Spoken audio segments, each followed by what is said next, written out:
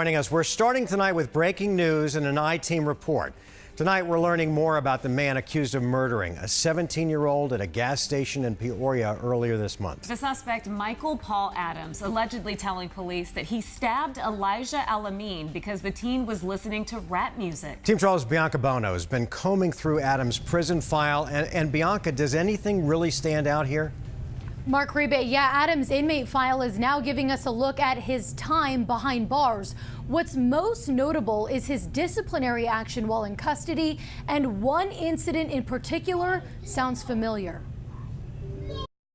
November 1st, 2018, less than a week into his official prison sentence, Michael Paul Adams verbally assaulting a corrections officer. According to prison records, Adams said he did it because, quote, "I had no sleep. The transport officers were playing loud rap music. I was tired and irritated." Fast forward to July of 2019, less than 2 days after Adams was released from prison, police say he killed 17-year-old Elijah Al-Amin because the teen was listening to rap music. Court records say Adams admitted to stabbing the teen to death because, quote, "Rap music makes him feel unsafe," adding the rap music, not the victim, made him feel threatened. The 12 News I-Team reviewing Adams' lengthy criminal history, finding on multiple occasions police officers described him as mentally disturbed. Yet prison officials did not consider him to be seriously mentally ill. Had he been given that designation,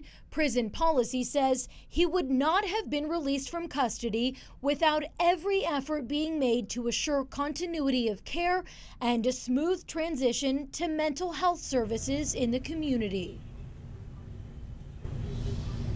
And that policy goes on to say that seriously mentally ill inmates who pose a threat to themselves or others could potentially be involuntarily committed.